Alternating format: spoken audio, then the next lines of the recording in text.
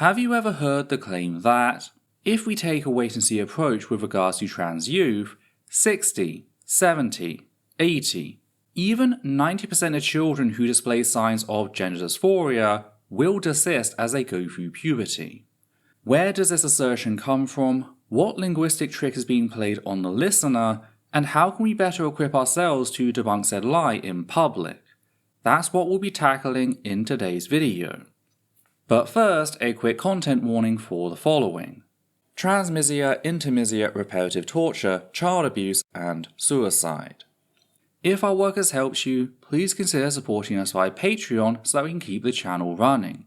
You can also help us by liking, commenting, and sharing our work on social media. Hi there, my name is Ethel Thurston, she, her, they, them, and it's time to debunk the assertion that anywhere between 61 to 98% of trans youth desist if we take a wait-and-see approach. And it's important to do so since, whilst this claim began online, it has somehow managed to claw its way into the political sphere, being invoked by actual legislators as justification to ban gender-affirming care, most notably puberty blockers. Take for example the Lieutenant Governor of Arkansas, Leslie Rutledge, as seen in this incredibly painful interview with Jon Stewart. Well, I know that there are doctors and that we had plenty of people come and testify before our legislature who said that, we have 98% of the young people who have gender dysphoria, that they are able to move past that. And once they have the help that they need, no longer suffer from gender dysphoria. 98% without that medical treatment. That's an incredibly made-up figure. That doesn't comport with any of the studies or documentation that exists from these medical organizations. What medical association are you talking about of these doctors? Well, we have all of that in our legislative history, and we'll be glad to provide that to you. I don't have the name of that off the top of my head. I know it's something that... You don't have the name of the organization that you're getting that off the top of my head. Oh, okay. But yes, we have all of that cited in all of our briefs. You're suggesting that protecting children means overriding the recommendations of the American Medical Association, the American Association of Pediatrics, the Endocrine Society. We don't have enough data. We don't have enough to show that these drugs are effective and that these children are better off, and that we should encourage these. Or it's not enough for you. So how do we end up in a situation where, as Jon rightfully notes, every reputable medical institution stands firmly in support of gender-affirming care, including fully reversible puberty blockers, yet Rutledge is so confident in her claim? Well, it all comes down to the terminology, namely how researchers have defined gender dysphoria at different points in time. For you see, whilst the conclusion being drawn here is fallacious, the number isn't made up in the way Jon Stewart claims. It actually comes from a 2016 paper which was published in the International Review of Psychiatry, titled Gender Dysphoria in Childhood, and is included in Table 1, with said data having come from a 1987 source. Now, the first thing that might lead someone to realize that there's something at play here is the way in which anti-trans bigots usually only take this one single source, discarding the 9 other sources on the table that show desistance rates ranging from 61 to 91%. This is the very definition of cherry picking. The total desistance rate for all 10 sources combined is 85.1%, which is a number I will use going forward. Another thing that might lead one to question the validity of said data is its source, namely Richard Green's The Sissy Boy Syndrome and the Development of Homosexuality, which is not a peer-reviewed study, but rather a non-peer-reviewed book. This means it has not gone through a rigorous checking process like an actual study, nor did Green have to declare any conflict of interest, meaning his biases could run rampant. Speaking of, there's the title of the book. Richard Green was a supporter of reparative torture, often dishonestly labelled as reparative or conversion therapy. The reality is, said methods are anything but therapy and have been denounced internationally for the measurable psychological harm they inflict upon their victim. To give you an idea of just how destructive said methods are, the average rate of attempted suicide amongst LGBT+ youth within the US is 8%, which is actually 1% lower than the national average. Repetitive torture increases that 8% to 42% among all LGBT+ youth combined, and 57% among trans youth specifically. That is a 5 to 7-fold increase and is merely one of the ways we observe the harm caused by said torture. It therefore comes as little surprise to discover that Green worked alongside monsters such as John Money to try and torture LGBT+ people, both adults and children, in an attempt to turn them allo-cis-het. Of course, said methods do not work, but merely force their victims to hide who they are in order to escape said violence.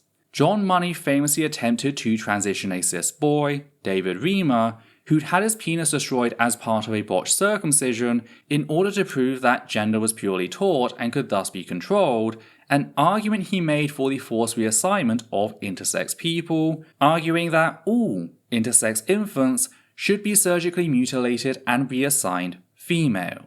Money presented David as a resounding success to the medical community, asserting that he'd successfully transitioned him into a girl, leading said position to be adopted as the official approach to visibly intersex infants.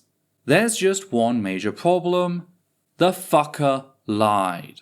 All he actually did was give David Reamer gender dysphoria to the point that David took his own life. Meanwhile, Green was so close to Money that he actually thanked him for inspiring his own career in Money's obituary after David's suicide had already exposed Money for the fraud he was. So to say Green's non-peer-reviewed book is incredibly biased is a vast understatement. He, just like John Money, had every reason to lie. But that still doesn't tell us what linguistic trick is being played on the listener. To understand that, we must look at the dates of the many sources. Not a single one was published after 2012, which is important because clinical gender dysphoria, that is to say high levels of psychological distress resulting from a mismatch between someone's birth assigned gender and their actual gender, didn't exist until the publishing of the DSM-5 in 2013.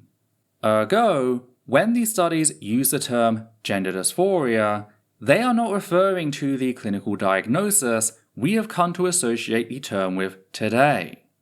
And the researchers have been very open about said fact, explaining such in a letter to the editor regarding an earlier analysis of the data, stating that, quote, "Across all studies, the persistence rate of gender dysphoria has been approximately 16%. What should be emphasized is that these studies did not use the fairly strict criteria of the DSM-5, and children could receive the diagnosis based only on gender variant behavior. With DSM-5 criteria, the persistence rate probably would have been higher." End quote. What this means is that the 85.1% desistance rate doesn't describe the portion of children with clinical gender dysphoria who would desist on their own, but rather the proportion of children referred to a gender specialist, often by an untrained adult, such as a parent, teacher, or school counselor, who are assessed, found to not be trans or to not require further medical support, and are thus sent on their merry way. And the letter then goes on to explain how a previous peer-reviewed paper by said researchers showed key differences between persisters and desisters, namely how, quote, "Although both persisters and desisters reported cross-gender identification, their underlying motives appeared to be different. The persisters explicitly indicated they felt they were the other sex. The desisters indicated that they identified as a girlish boy or a boyish girl who only wished they were the other sex." End quote. It is these differences which were used by doctors to figure out which children would likely benefit from fully reversible puberty blockers, giving them 4 or more years to work alongside doctors to reach an informed conclusion about whether HRT was right for them, at which point most of said teens would have reached the age of full medical consent. And out of the children placed on said blockers, between 98 and 100% of them went on to further medically transition. Now, people like Rutledge have forwarded these statistics as if they're in opposition to one another, that if you take a wait-and-see approach, 85.1% of all trans youth desist, yet if you put them on blockers, 98 to 100% will persist, implying that the blockers force trans youth to further transition. Except, we now know that that is not the case. The ones placed on blockers are the ones who showed what we now recognize today as a key component of clinical gender dysphoria. They are the 14.9% who persisted, meaning they have gone through a medical screening process to ensure that they benefit from the medications. Puberty blockers don't cause medical transitioning any more than a plaster cast causes broken bones. This is the survivorship bias in motion. Survivorship bias describes a logical error in which we focus on individuals, groups, or cases that have passed or survived some sort of selection process, whilst ignoring those who did not. You might have seen this chart before, with the red dots depicting places US bombers had been damaged on bombing runs during World War II. Now, the US military wanted to reinforce the places with the clusters of red, since that's where the bombers arriving home were being hit the most. That's when a man by the name of Abraham Wald stepped forward to tell them to do the exact opposite. Why? Well, anti-air flak and machine guns aren't exactly precision weapons, therefore we'd expect to see an even distribution of damage across all bombers. The fact that we don't see that meant that the planes who got hit in the locations without the red dots were the ones who got hit and went down, never making it back, meaning they were never included in the sample. Only the planes who got hit in non-essential locations were able to make it back, marking the hotspots on these charts as low priority. Returning to puberty blockers, this also demonstrates how the claim that children are being pushed down a medicalized path by unscrupulous doctors is a lie. The vast majority of children sent to gender specialists, effectively handed to them on a silver platter, are sent away with no medical support. It's only the ones whose psychological distress marks them as a trans child that would benefit from medically transitioning who were offered said support. This is a system working as it should, and in any other field of medicine would be viewed as a medical miracle. 98 to 100% of all trans youth put on blockers go on to further medically transition with no known regret. Compare that to, say, knee surgery, which has a 33.7% regret rate. Even if we assume that the 2% who decide to not further medically transition regret going on blockers, that is a fraction of the pain suffered by those who receive knee surgery, and yet nobody is out there protesting knee surgery. The only reason people go after puberty blockers is because they're used to improve the lives of trans people, and people like Rutledge need trans people to suffer. Because, again, that's how they force us back into the closet to claim that we've been converted, repaired, or cured. Thankfully, you now know the science behind persistence and desistance rates, and can hopefully educate others who might be misled by bigots making this assertion. Because together, we can help people understand said science. Gender-critical fascism can be beaten, we just need to come prepared. Though, what do you think? Have you come across this claim, and if so, where? What are your thoughts on Richard Green's work being used in statistics about persistence and desistance rates? Do you know of any other anti-trans myths you'd like to receive their own standalone debunking? Did I miss something you noticed? If so, be sure to let me know in the comments down below. And if you appreciate what we do here and want to help keep us running, please consider becoming one of our wonderful patrons who make our work possible.